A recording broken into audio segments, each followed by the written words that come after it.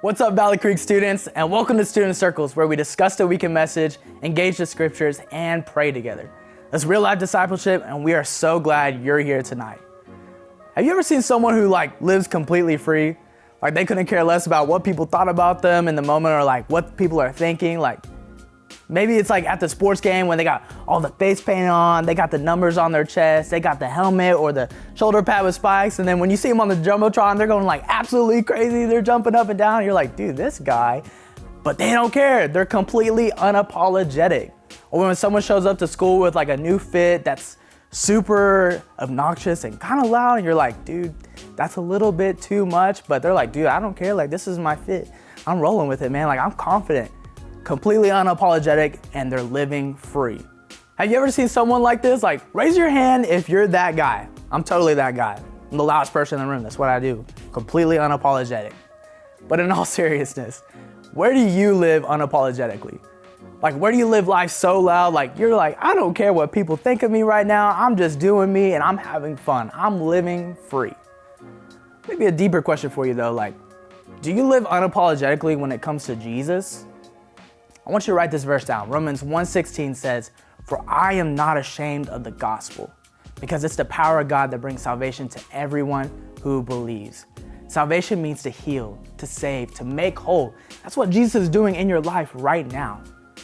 Or how about this verse? 1 Timothy 1:15 says, "Jesus came into the world to save sinners, of whom I am the worst." Both of those verses were written by a guy who was known as Saul.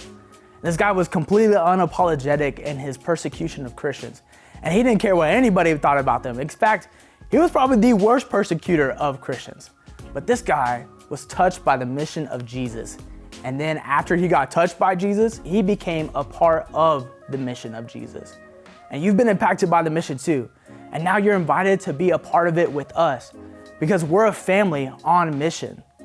The mission doesn't exist for the church exists for the mission. That's what we're saying again.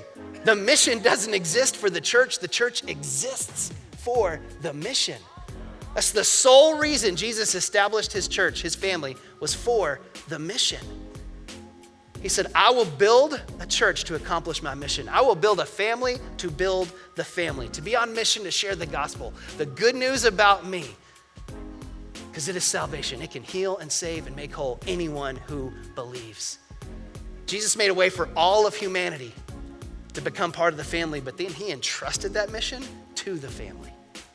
He said, hey, I'm going, but I'm going to leave my mission with you. Think about it like this.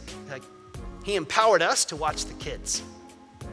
Here's my wife and I, Reese, we have 4 kids, and easily they're the most valuable thing in our life. I have to think about that. Our kids are the most valuable thing in our life. And our oldest is our 16-year-old, Thatcher. And sometimes we will trust and empower Thatcher with the kids, watching them, taking care of them.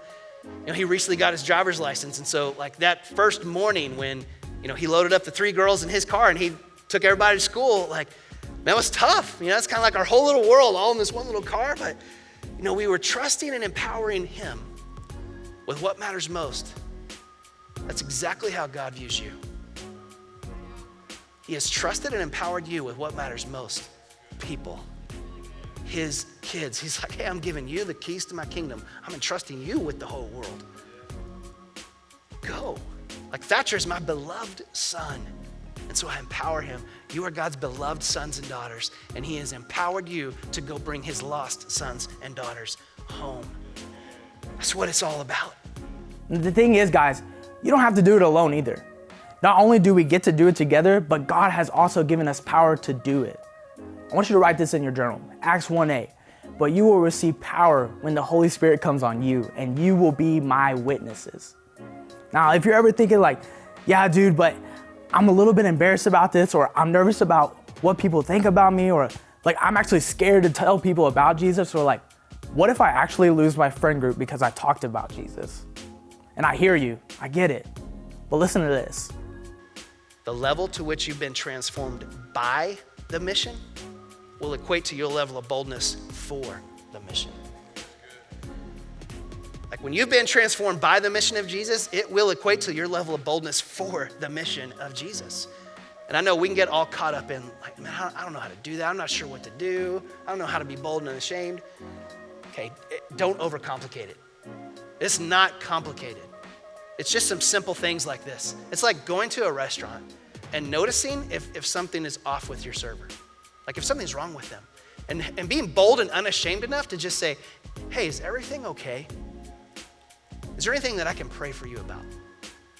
That's being bold and unashamed to just share the goodness of Jesus with somebody.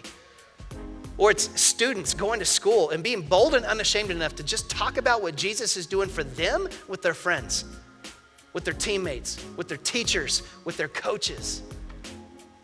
It's you being unashamed enough to actually post about what Jesus is doing in your life on your social media. All the time around here, I see Valley Creek being a bold and unashamed family on mission. So don't overcomplicate it. Just don't be ashamed of hope. So when we start to feel that way, when we start to think those things, let's go back to Romans 1:16. And let's remember how Jesus has changed us and how he's constantly changing our lives. Remind yourself of the hope you found in Jesus. Next week is Easter, guys, and we're gonna put Jesus on full display for everyone to see. So let's go on mission and invite our friends. Let's bring someone with us to experience the same hope that we found in Jesus. Now, if you're not sure what to do, I wanna give you 3 ways to activate the mission this week. Put these in your notes. First, use your social media. It's probably like the biggest, loudest voice that you have, and like it echoes across the world. Like really, by the press of a button, it gets shared over and over. It gets viewed thousands of times. And sometimes that gets us into trouble, but what if we use our social media for Jesus? Let's go on mission with our social media. 2, just go out of your way to serve someone this week, man. Like, you would be amazed of how serving someone opens the door to what Jesus has for them. So let's go on mission. Let's serve someone this week. 3, tell your story. Your story. Just tell the story of who you were and who Jesus made you to be. Like, who are you becoming in Jesus? Tell people about what Jesus is doing in your life. Here's the last verse I have for you guys. 1 Peter 3:15. Always be prepared to give an answer to everyone who asks you to give the reason for the hope that you have. Guys, let's live unapologetically for Jesus. We've been impacted by his mission for us. Now let's go on mission for them, for all of his lost sons and daughters.